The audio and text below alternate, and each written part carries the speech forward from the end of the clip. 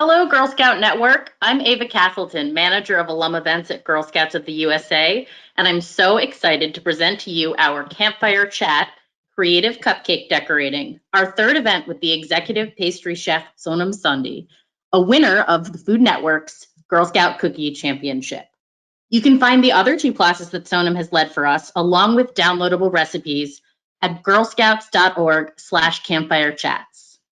You'll also find more Campfire Chat listings, all of which are hosted virtually and broadcast live. I'm thrilled to introduce Sonam Sondhi, who will be showing us ingenious ways to crown our cupcakes that don't require a drawer full of pastry chef's tools or precious ingredients. Regardless of who you're baking for during the quarantine, yourself, a partner, friends, or family members, you'll find this simple recipe that you can whip up together. I'll be sharing your questions with Sonam, so don't be afraid to type them in the question box.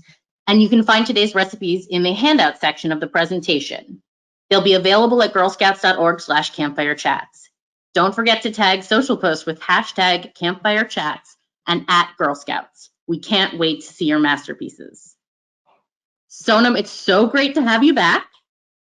I'm so excited to be back. I can't believe we've already done two. I'm so excited for today. Yes, so you told us a little bit about what Girl Scouts meant to you. Now can you tell us about your cookie selling experience? There was no experience. I ate all the cookies. I mean, I was young and maybe I missed that meeting, but I got a bunch of cookies and then they were for me. So I ate them. And then I understood that, okay, there was selling, and then I took money, but then there was no cookies. So I had to buy more cookies. Well, at the end of our broadcast, everyone else will have the opportunity to support Girl Scout Cookies with our Cookie Care program. You can find the link in the chat log. So take it away, Sonam. Awesome. Thank you. I'm so excited. So last time that we were together, we whipped up some really simple cupcakes. We did regular size ones and mini ones. So this is what they look like. And then I just kept them in the freezer or the fridge. I kept them in the fridge. You can wrap them up and freeze them. And they're amazing. They're still super soft and delicious. So we're going to be using those today, and I'm going to show you how to decorate them. We're going to be going over three main types of buttercream. The most popular is American buttercream, which is shortening and or butter with powdered sugar and essence of your choice, any kind of flavoring that you'd want. The second most popular is Swiss buttercream, which the recipe you have in the handout section and what I made today. And then the other kind is Italian. So the main difference between the Italian and the Swiss, the ingredients are the same. There's egg whites, sugar, your fats, and that could be butter, shortening, or a combination, and then salt. The difference is you're cooking your sugar and your egg whites together in a Swiss style buttercream, and that is with a double boiler. So what you're doing is you're gently bringing it up to temperature and warming up your egg whites so that they are safe to eat and the sugar has completely dissolved. So you'll see here when I run my fingers through them, the egg whites are nice and warm, but there's absolutely no sugar granules inside of it. You want to make sure that the whites are warm to the touch so that they do beat up really nicely, but they're also safe to eat. A couple of key things. This style of buttercream for Italian and Swiss, it is absolutely most crucial that your bowl, your paddle, your ingredients, anything that you're touching with it has no fats in it at all. You want to make sure your bowl is completely clean. You want to make sure there's no yolks when you separate your eggs. So that way it can really come to full volume, similar to an angel food cake. You want to make sure that they're really light and fluffy and that there's no fats. That's why you don't grease the pan of an angel food cake. So when your egg whites are warm and ready, you want to go ahead and put them on the mixer. You get them started on low, you'll see that the egg whites start coming together and getting frothy. Then you can kick it up to medium. At medium, they'll start coming up to soft or medium peaks. Soft peaks is when they're now white and fluffy, but if you take the whip and flip it over, it'll completely fall over. So it's a soft peak. You'll whip it up for some more time. It'll come to a medium peak where it'll hold up, but just not as sturdy. Within 10 to 12 minutes, this will come up to a stiff peak. Solid, glossy, really shiny, sturdy. You can like hold it up, bang it, and it is really stiff. That's when you know you're ready to add the fats. The second test to that, to make sure that you are ready to add your fats, is you want to touch the bowl. If your bowl is warm, do not add your fats. It's going to just melt in and everything will turn to soup. Let it whip for some more time and give the egg whites an opportunity to cool. That's why the temperature varies. It depends how long you cook your whites and it'll shift. So if you cook them for a little bit longer and your bowl is really warm, it might take some time to cool down. At that point, you're going to start to add your fats in a little bit at a time and let it incorporate. And then you can add your vanilla or almond or whatever kind of flavoring you want. So the two main kinds of why you would want to use just butter or butter and shortening. Naturally, the flavor of pure butter is best, but the stability is not necessarily the best, which is why sometimes you do a butter and shortening mix. That's what I have here and I've created so that you don't hear the mixer going the whole time. Second thing is color. With all butter, you're going to have more of a yellow finish to it, where if you're looking for a white, where on your icing or on your cake, if you're looking for a pure white, the shortening will help give you stability. It has a higher temperature melting point, so it'll hold up better in hot weather, and the color. Those are the three main factors. If for any reason your buttercream separates, continue to whip it. Just keep paddling it. You can switch from your whip to a paddle, and that will help you quite a bit too. Buttercream lasts in the fridge for weeks, in the freezer for about 6 months. Take it out, let it come up to room temperature for a couple of hours, throw it back on your mixer, let it incorporate. It will separate and look like cottage cheese, and then it will come back together once the moisture and the fat combine. So that's the recipe. Everything is in the recipe, really self-explanatory. You can watch some tutorials on it as well, but those are the main factors. The recipe is super simple as long as your bowl is clean and you're really careful with your temperatures not to add the fats too soon.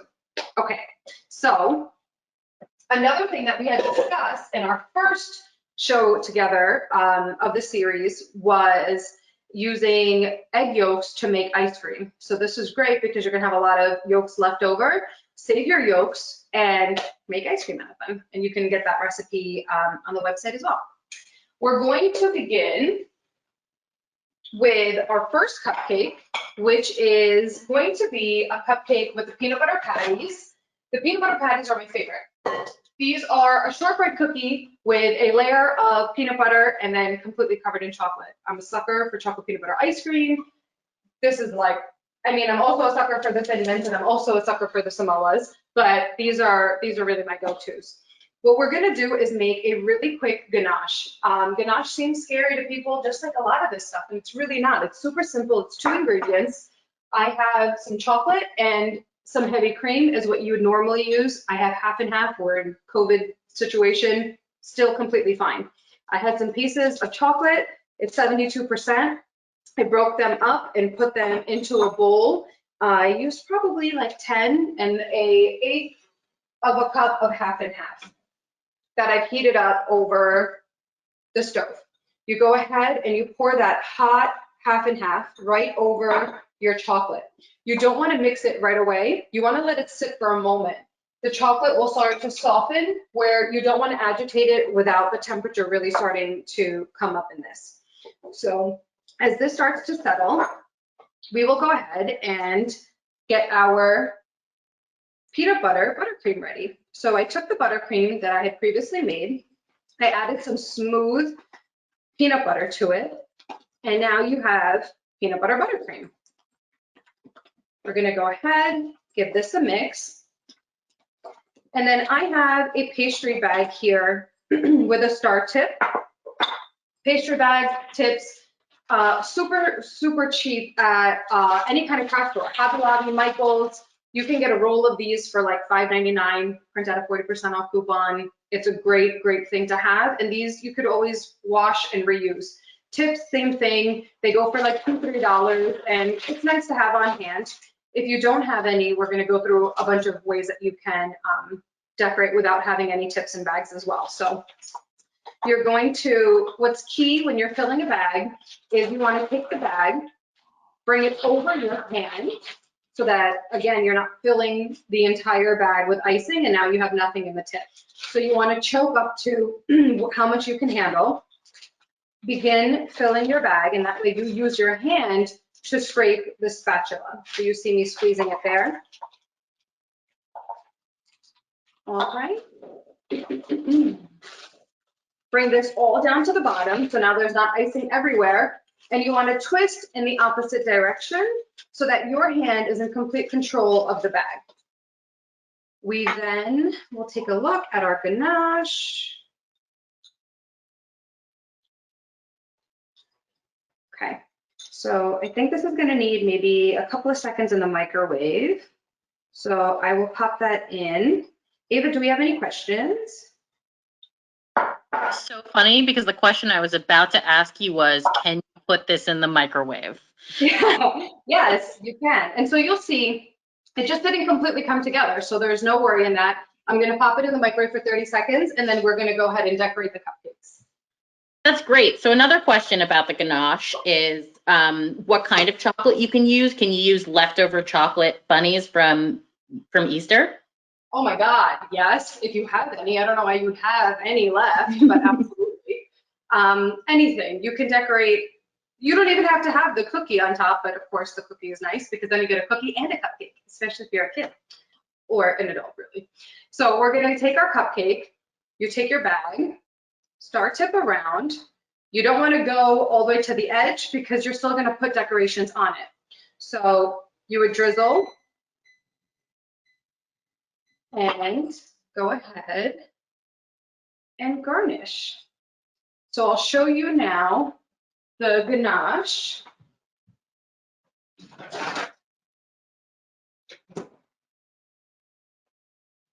And how to stuff it. So you see it's come together, the chocolate has melted down, it's super nice and smooth.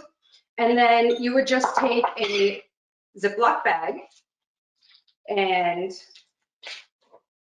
fill it up.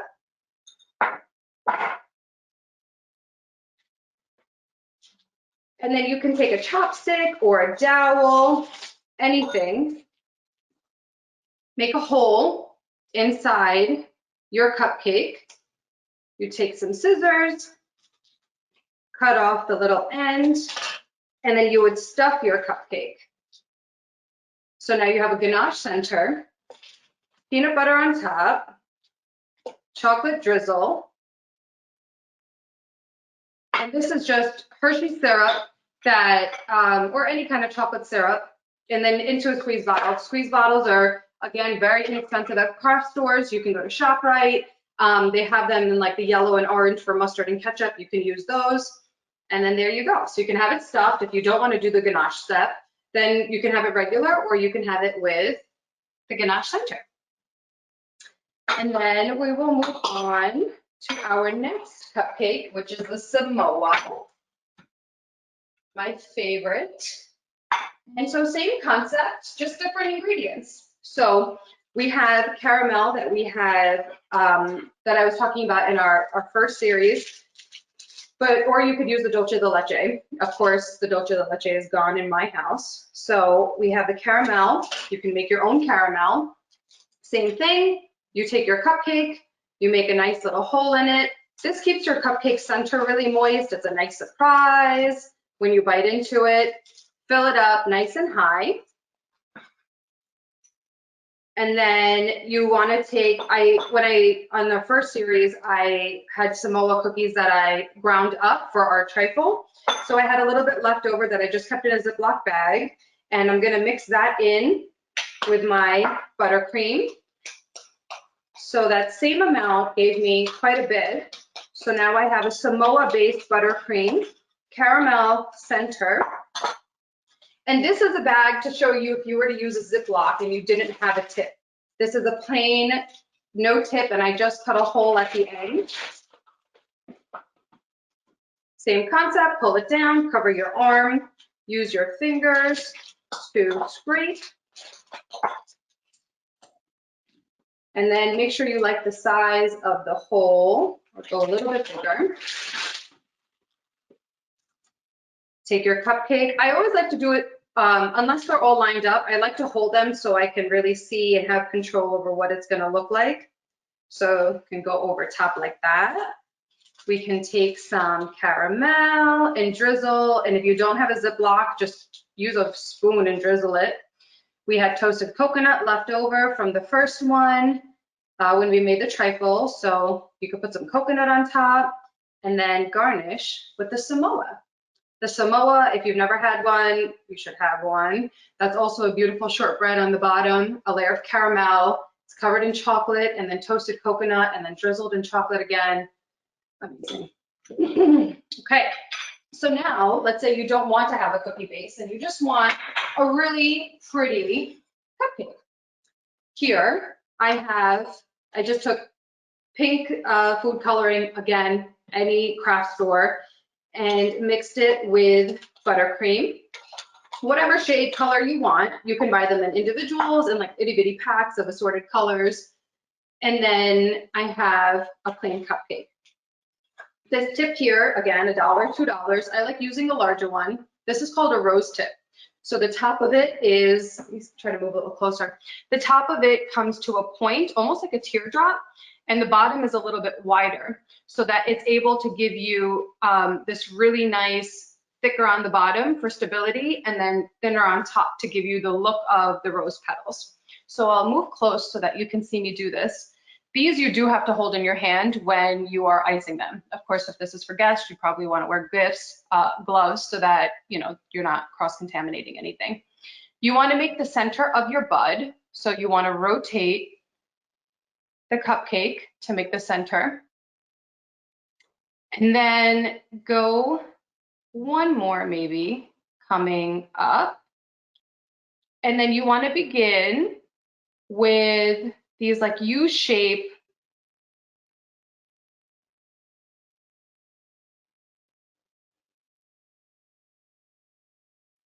swipes across. And so where you end, you want to start in the middle of the one you just finished. So you finish one, start in the middle, and you go around. Finish one, start in the middle, go around. And then as you have a solid rose bud, so this would be a great size for a mini cupcake, then you want to start angling it out. So first I was kind of close so that it's nice and tall, but now the rose bud is opening and it's turning into a rose. So now you want to start to go outwards. So now you kind of flick your wrist back and you start in the same motion and same. You go halfway, halfway, all the way around. And then you could do longer ones here to finish off. And there you go. And there's another one right there for you to see. So these are super simple, really pretty, really just a nice step outside of your norm. And a great thing to practice on. And you can make all different kinds of flowers. Of course, the rose is the most common and easiest, but you can do so many designs with all the different tips. But a tip like this you can use even on cakes, and so it's really versatile. If you even just get a round tip, a star tip, and a rose tip, and maybe a leaf tip. That's all you need, and you could decorate cakes all day long and cupcakes. So our last and final, where you don't have to have any bag, anything. This is our super simple vanilla buttercream. We have leaf green food coloring, add some of that. I mean, you probably want to go lighter in the beginning and keep adding, but I kind of know what color it's gonna give. So you'll see that it kind of starts to separate initially. So it does take a while to mix all the color in.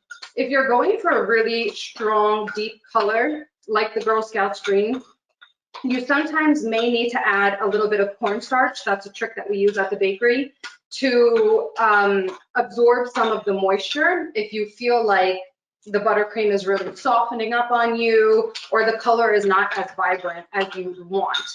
You want to make sure that the cornstarch, though, is not lumpy. So use it in a sifter or put it through a cheesecloth while you're putting it in. So that way your buttercream stays smooth in case it needs to fit through a tip or something like that. But you also don't want to bite into a chunk of cornstarch. So we have this beautiful grain, and now you have no bags, you have no tip, and you just want to be done in a really quick minute. You take an ice cream scoop. These are great for meatballs. These are great for cupcake scooping. So a really good investment to have, and just have a universal larger one that you like and a smaller one for the mini cupcakes. You just take a scoop, flatten it out, and scoop it like an ice cream cone. Now, if this was white, you could put sprinkles, a cherry on top, and make them look like ice cream. We are going to put a little trefoil on top as the Girl Scouts logo. All right. Any questions, Ava? Definitely. So we're wondering if if you have any recommendations for natural food coloring options. Yeah, absolutely. There's a lot of powders that come, like beetroot powder and things like that. But you would, if you were doing red, or they'll take green from green vegetables, and there's a lot of all natural ones that you can buy. Of course, naturally, they're a little bit more expensive. There are some liquid form ones, I believe, but I'm pretty sure there's powdered ones too. You may need to dissolve them in something and then add it to the buttercream or play around with it. But see the consistency, test a small batch depending on the kind of buttercream you're making or the kind of icing you're using, and then apply it accordingly. So how thick do you want the buttercream to be? So if you're using it in just an icing like this, you actually want it to be very soft, very buttery, very soft in mouthfeel. If you're using it in something where it needs to hold its shape and not fall apart, especially if it's sitting out for some time, you want it to be pretty stiff and firm. So let's say you're working with your buttercream and it's hot in your house, you have your oven on, and the buttercream's getting really soft. Pop it in the refrigerator for a little while, bring down the temperature, whip it up again, and then just go from there. I mean, it's just butter. So as long as you start to bring down the temperature of the fats and then you re-whip it, you can control the consistency of the buttercream really easily. It's an art and you want to keep testing it, but it is possible. Great. We have a lot of people commenting how beautiful that rose is and how they all liked it. Well, that was the one that I did while you were watching, so I was a little nervous. That's what I did. No, if you ask great. anybody that works at the bakery, though, one of the worst things, like the only thing I probably don't like doing is making buttercream flowers. So they're probably going to be laughing that I chose to do this live. So we have some people who are interested in making them and wondering if they're stable enough to put inside a gift bag if they were to try to transport it.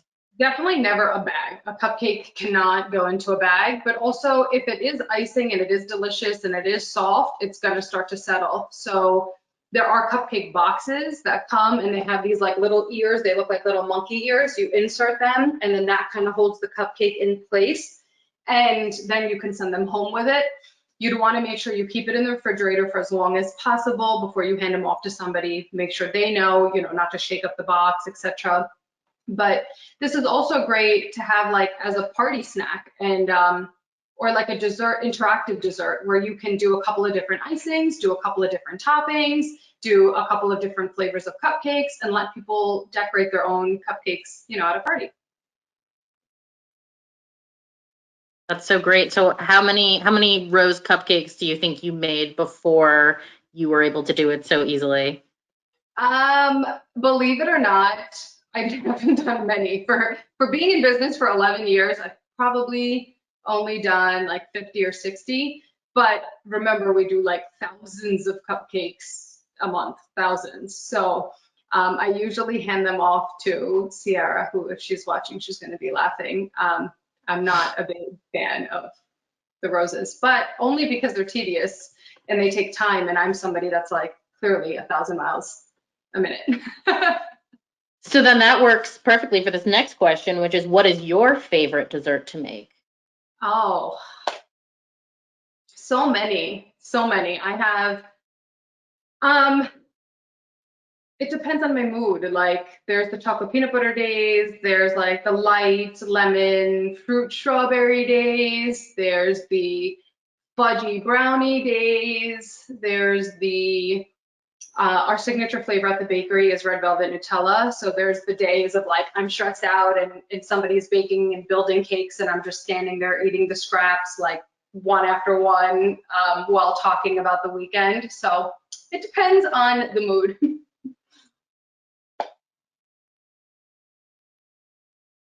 And then, do you have a favorite Girl Scout cookie?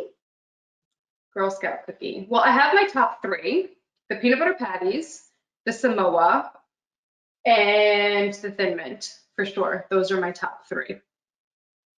Yeah, I mean shortbread I like, but I would rather use it in a dessert. Like I rather take that and turn it into like a lemon meringue tart or something like that. But I'm not a big fan of eating them on their own. I feel like I would want it as a whole dessert, like the other three that I mentioned are.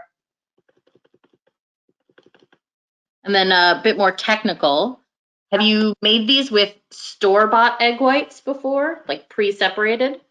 So they're not as stable. The best way to make any kind of meringue is always with fresh egg whites. You don't really want to use store-bought ones because you'll see they're so they're really runny. Like they don't hold they don't have that like protein coagulation that when you first crack an egg white and it kind of like plops down, where those are meant to like pour out right into a pan and turn into like egg white scramble or something like that. So they're broken down with chemicals so that the proteins are a little bit more loose, I believe, or there's something in it, maybe the salt content in it or something that's breaking them down. But we do use them, and we have done it with egg whites that are separated. But if you're doing them at home and it's only 5 eggs, I would keep it with fresh. Great. So what about if your buttercream separates? So the main reason, if it's come together and you can see that there is solid, it looks like buttercream, and there is kind of moisture in between and then fats that are separated, that just means that everything needs to come together more. So either your butter was too cold when you added it, so it shocked it and the water separated from the fats, so it needs to just whip until it's light and puffy. That's literally pretty much 90% of the time. Either it came right out of the fridge, you whipped it up, so it separated and then it came together. If you didn't have your peaks to a stiff peak before you added your fats, that's when it's going to be loose and runny, and that's when it's going to look like soup. So if it's separating and it looks chunky, it's done right. It just needs to whip longer. If your whisk is adding too much air and it's taking too long, then I would switch to a paddle. If you don't have room in your fridge, let's say it's soupy and it's too hot, but you want to quickly make your buttercream, you can also set your buttercream on an ice bath and keep it within a certain temperature. But naturally, what's on the bottom is going to start to harden more than what's on top. So with this, it's all a play of temperatures.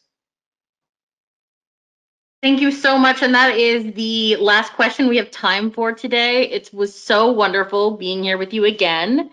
Oh, thank you. Thank you for having me. I literally had a blast. I can't express my gratitude enough, from the Food Network to these shows to this experience. Thank you. Thank you so much, guys. Thank you for watching and having me in your homes.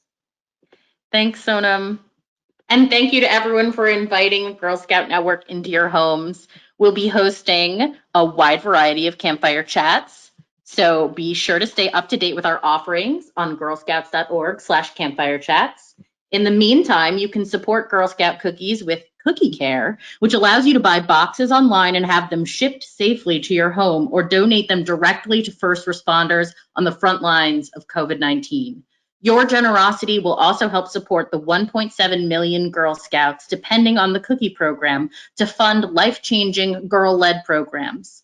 The link has been posted in the chat log and will also be included in the follow-up email to today's event, or you can buy them now at girlscouts.org/cookiecare.